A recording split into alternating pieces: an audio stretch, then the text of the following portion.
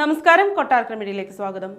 സംസ്ഥാനത്ത് നിപ പ്രതിരോധത്തിന് പ്രത്യേക പ്രവർത്തന കലണ്ടർ തയ്യാറാക്കുന്നതായി ആരോഗ്യവകുപ്പ് മന്ത്രി വീണ ജോർജ്.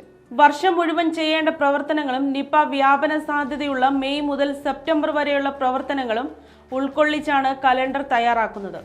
നിപ പക്ഷിപ്പനി പ്രതിരോധത്തിന് പ്രാധാന്യം നൽകിയുള്ള പ്രവർത്തനങ്ങൾ നടത്തണം.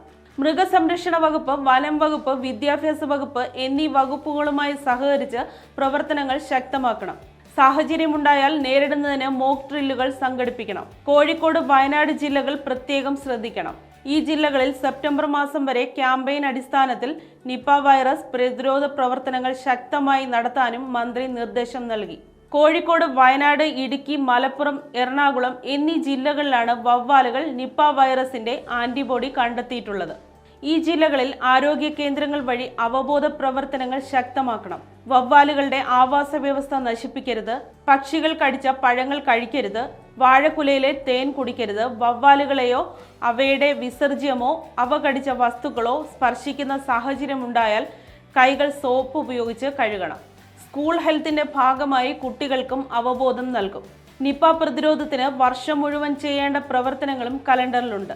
പനി, തലവേദന, അകാരണമായ ശ്വാസമുട്ടൽ, മസ്തിഷ്ക ജ്വരം എന്നിവയുമായി ആശുപത്രിയിൽ എത്തുന്നുണ്ടെങ്കിൽ വളരെ ശ്രദ്ധിക്കണം. കാരണം ഉറപ്പുവരുത്തുന്നതിന് മുമ്പ് മരണമുണ്ടായാൽ റിപ്പോർട്ട് ചെയ്യണം. സ്വകാര്യ ആശുപത്രികളും ഇക്കാര്യം ആരോഗ്യവകുപ്പിനെ അറിയിക്കണം. രോഗലക്ഷണങ്ങളിൽ സംശയമുണ്ടെങ്കിൽ കൂടുതൽ ചികിത്സാ സൗകര്യങ്ങളുള്ള ആശുപത്രിയിൽ റഫർ ചെയ്യണം. ശ്വാസകോശ സംബന്ധമായ കേസുകൾ ഓഡിറ്റ് ചെയ്യണം. മസ്തിഷ്ക ജ്വരം കേസുകളിൽ ഡെത്ത് ഓഡിറ്റ് നടത്തണം. ആശുപത്രി ജീവനക്കാർക്ക് അണുബാധ നിയന്ത്രണം, സുരക്ഷാ ഉപകരണങ്ങളുടെ ഉപയോഗം തുടങ്ങിയവ സംബന്ധിച്ച് വ്യാപകമായി പരിശീലനം നൽകണം.